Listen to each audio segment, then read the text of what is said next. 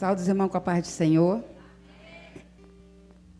Está lendo aqui com os irmãos em Gálatas 5, que diz assim: invejas, homicídios, bebedices, glutonarias e coisas semelhantes a estas, acerca das quais declaro, como já antes vos disse, que os que cometem tais coisas não herdarão o reino dos céus. A palavra do Senhor é muito clara e nós estamos vivendo em tempos difíceis. Hoje eu vim aqui fazer uma visita para os irmãos e o pastor, ele pega a gente de surpresa, né? Mas eu costumo dizer que a vinda do Senhor será uma grande surpresa. A própria palavra do Senhor diz que é no abrir e fechar de olhos, que devemos estar sempre preparados. E falando em suicídio, é algo que mexe muito com todos nós, porque o que comete uma pessoa a tirar a própria vida? Nós que conhecemos a palavra do Senhor, sabemos que aquele que tira a sua própria vida é o único pecado que Deus não perdoa. Ele te leva diretamente para a condenação. E por incrível que pareça, dentro da casa do Senhor, pessoas pensam em tirar a sua própria vida. E o que leva uma pessoa a querer tirar a sua própria vida? É a falta de amor? É desistir do bem maior que Deus nos deu, que é o dom da vida. E hoje, famílias estão sofrendo com isso. Há 20 dias atrás, mais ou menos, em Parque Paulista, quem mora para o lado de lá sabe, um rapaz, ele subiu numa antena, né, de transmissão e se jogou de lá. E antes dele se jogar, ele falou que ele desistia da vida, pedia perdão aos pais, e que ele achava que ele não se encaixava neste mundo. Imagine a aflição desse rapaz.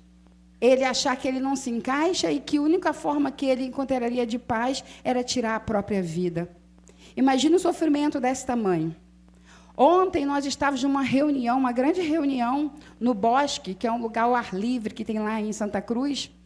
E muitas mulheres ali, quando a gente começou a abraçar e pedir que elas se apresentassem, mães choravam, porque os filhos estavam tentando tirar a própria vida. E aí eu, como serva do Senhor, eu falo dentro da palavra, onde a própria palavra do Senhor diz, né, que não tentais o Senhor seu Deus. Tentar o Senhor seu Deus tirar a sua vida. Eu, como serva do Senhor, eu entendo o valor da vida. Eu, como Viviane, profissional, neuropsicóloga, eu entendo a cabeça do ser humano. Porque está tudo aqui. A nossa mente, ela tem um poder incrível sobre o nosso corpo. Se você traz o seu dia a dia como um pesar, a sua mente ela vai entender como algo negativo. Nós falamos muito sobre doenças psicossomáticas. São aquelas doenças adquiridas com coisas negativas que você pensa e vai trazendo para a sua vida e vai trazendo coisa para o seu organismo, para o seu corpo. E o desejo do suicídio ele não é diferente. Você, às vezes, está com um problema que para outras pessoas é banal, mas para você que se torna algo tão grande, tão irreversível, onde você não encontra saída e você acha que a única saída é tirar a sua vida. Você acredita, que a pessoa chega a acreditar que ela tirando a vida dela, todos os problemas vão acabar. Ela não entende que se ela tirar a própria vida, que outras pessoas em sua volta vão sofrer. Muitas vezes é um pai em desespero por falta de desemprego. Muitas vezes é uma mãe desesperada porque não sabe o que vai fazer para dar o que o filho comer. E ela acha que ela vai acabar com a própria vida e que tudo dá certo. E tem outros sentimentos, como amores não correspondidos. E existem tantas outras coisas que só você conversando, e aí a gente fala nesse Setembro Amarelo que é necessário falar. É necessário colocar para fora o que você sente. É necessário você chegar ao teu pastor e falar assim, pastor, eu preciso conversar com você. E aí chegar no gabinete, conversar com o pastor, com a pastora, e procurar tirar de dentro de você o que te traz aflição. Esse mesmo pastor, se ele perceber que não é algo espiritual, porque nós temos que ter esse cuidado, que existe o espiritual, nós somos corpo, alma e espírito. Existe o lado espiritual, sim, mas existe o lado eu, pessoa, humano, as minhas aflições. Como eu lido com isso?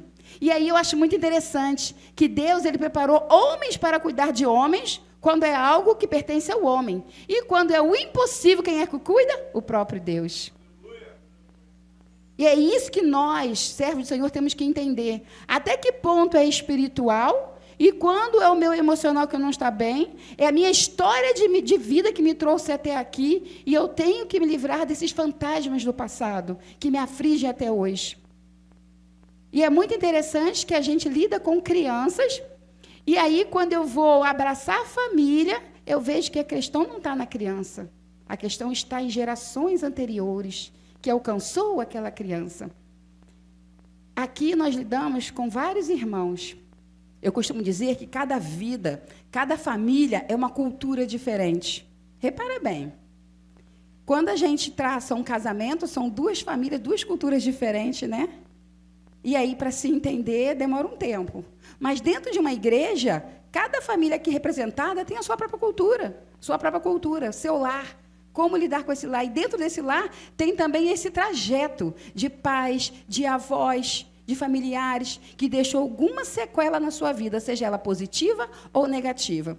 E por incrível que pareça, o ser humano, ele se detém mais às coisas negativas do que às positivas. Repara. A gente está aqui falando, o pastor está aqui, uma pessoa alegre, aconselha, canta, e está tudo muito bem. Passa-se 10 anos e o pastor é maravilhoso, mas se um dia acontecer algo, ele como ser humano, e ele aborrecer alguém numa fala, nossa, acabou, pastor, os 10 anos foi por água abaixo, aqueles 5 minutos que ele falou, acabou. Por que nós somos assim? Então, quando a gente volta nessa questão do desejo, do suicídio, que está se alertando tanto, o pastor falou aqui mesmo, está se agravando porque está se alastrando. No meio da igreja, filhos de cristãos querendo tirar a própria vida. O que está acontecendo com a nossa igreja? O que está acontecendo com a nossa sociedade? Então, é preciso nós, pastor, abrir nossos olhos, entender o que é espiritual, o Senhor vai cuidar. O que é da carne, da mente do homem, é o homem que vai cuidar. Para isso, existe especialista. E eu vou falar para vocês, eu estou já há alguns anos aí com terapias. Hoje também eu sou psicanalista, tenho um grupo de pessoas que eu atendo. Hoje tem umas 15 pessoas que eu atendo de forma gratuita na Igreja Metodista Wesleyana em Maria Helena. E eu acompanho essas vidas. E como é, vamos dizer assim, gratificante ver a transformação quando você simplesmente fala. É necessário falar. É necessário chorar. É necessário. Então, nesta noite eu deixo para vocês, meus amados, que falar é necessário. Chorar é necessário. Guardar não é bom. Só traz doença. Fale. Seja com você, seja com teus filhos, seja com seu vizinho. Procure ajuda enquanto há tempo. Porque tirar a própria vida não é a solução. É a morte eterna. Amém, amados? Acho que essa oportunidade em nome de Jesus.